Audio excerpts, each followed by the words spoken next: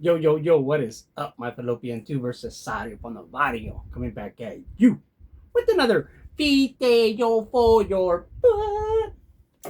So, just got off from a 10-game homestand, added to working every day at USC. It was a long one, and I'm tired. We're gonna do Korean barbecue again today, like we did yesterday. It was so fun and delicious.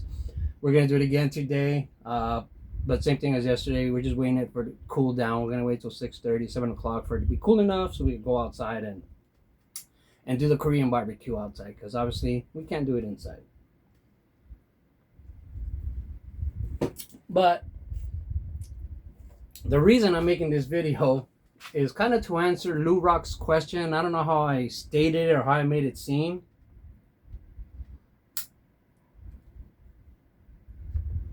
But when I was talking about the sets, and so I bought these for the set yesterday, 75 cents each.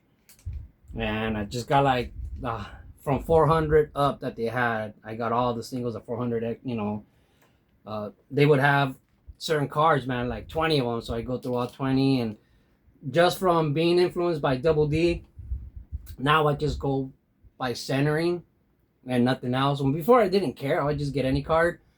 Normally, at Burbank Sports Cards, they do a really good job, guys, for set collectors. The way they put their sets, their singles for sets, the common cards, I guess, if you want to call them that.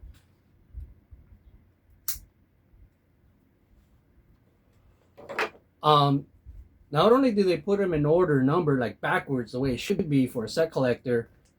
You know what I mean? So the cards are backwards with from number 1, 2, 3. So when you go through the boxes, you're going from 1 and higher, 2, 3, 4, 5, but the cards are flipped backwards. You know what I mean? So that's perfect for going through. I love that. Don't see that normally. But certain numbers, man, they'd have like 10 of them. Certain numbers that have 20 of them. And also, they do a great job of pretty much putting the best condition card first out of all the doubles, triple, whatever you want to say. Multiple cards, I guess, whatever. They already have them from like what pretty much looks like the best shape to the worst shape. So that's a lot of work. That's a lot of work. I commend them on that. And so, anyways,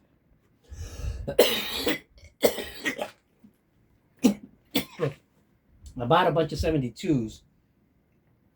And then I don't know exactly how I framed it, how I explained it, but Lou Rock said, "Oh, I want to know the story behind the 72." Is it not really a story? It's just I was talking to Orlando Collector's Dream, and we're gonna do Hobby Palooza together, and we're gonna talk about sets. So, we're like, okay, well, yeah, we'll talk about every set from the 70s. That was gonna be our thing, 70s sets. And he was saying, yeah, like you'll show your 72s, and I'll show my 72s. I'll show my 75s, and then you'll show your 75s, like kind of like that. And I realized I haven't started on 72 yet. All right, 71 and 1970 just kind of came organic. I collect organic. I wanted to work from like 79 to then 78, then 77, then 76, then 75, and I was working on 73. So my next set after that would have been 72. And then after that, 71, after that, 70. But the baseball card gods struck me with good fortune. And I ended up getting a starter set for 71. And I went to a card shop, Hall of Fame card shops in Monrovia, and they just had a box full of 70s commons, 50 cents for some, $1 for some, $2 for some. And I was just like, so many are like 50 cents or $1. I was like, hey, how much would Joe charge me for all these cards? And so he counted them on. I think it was like 300 something. And he was telling me, he's like, well, some are $2 and some are $1. And he said, what if we just say $1 for each, no matter how many there are? And he went through them, and there was like 300 and something.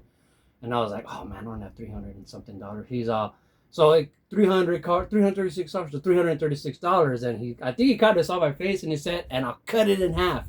And I ended up getting for like $160 or something, whatever it was, 60 something. So that was cool. So because starter sets are not that cheap.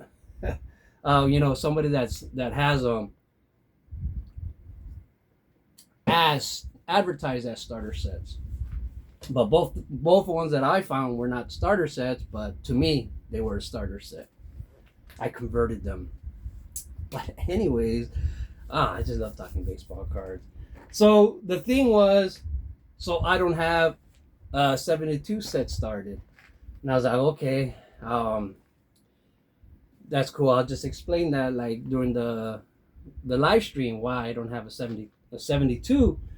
But I went and I bought some 91s, and I said I was gonna spend like $60 maybe, because there shouldn't be that many left that I haven't gotten yet, because I've been going and say I have a budget of $100. So if I get to $100, I stop there, and I know what card I stopped at. So the next time I go, I'll just start from that last card I started and go through there with, okay, another $100, this time.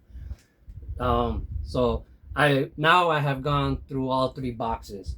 And so the last cards that I bought were like 20 of them.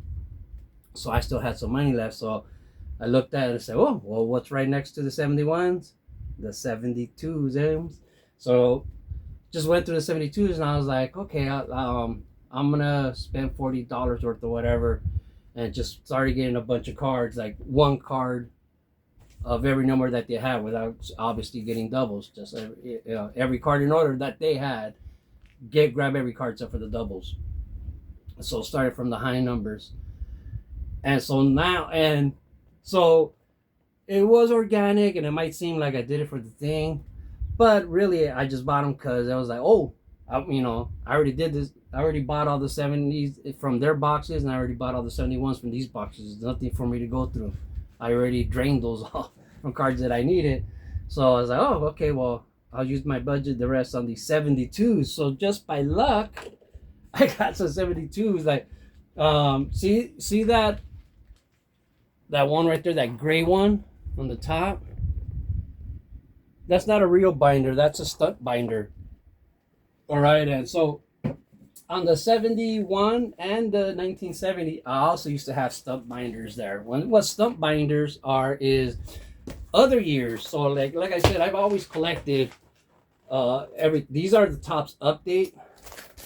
So that's the set that I completed from packs, I think, and then there's, what is that, regular still update, and then there's the opening day set. It's kind of cheap, right? Because they kind of all look the same, but this is the opening day set. Got the whole opening day set. Let me see. And then Bowman. Like I would start buying Bowmans when I completed all those other ones. I would start like on projects like Bowman. I don't know, this kind of looks complete, but I'm sure I'm missing 1 or 2 cards. Yeah, it looks like there's one missing right there. Oh yeah, a couple. So yeah, the Bowman set right here. Then you get to the Bowman first cards. So but this is kind of something that I stopped looking into. I don't have a checklist anymore. I don't know what happened to the checklist. Must have been another book that I lost. But another stump binder that I had was like this one. And this one has the Topps Heritage 2020. So obviously I didn't finish that one, but that's the 2021 Heritage. That's my checklist. So yeah, you can see I'm missing a few cards here and there, but yeah. A set that I was putting together in 2021, but never got to finish. So these were the stump binders. So now I was able to take these 2 off and put up to 70 and 71, and now that one stump binder is there, and I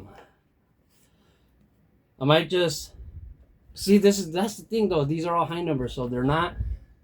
If I don't have enough cards, I don't like putting them up there, like, because it's too loose. But I guess I'll put some, take my own advice.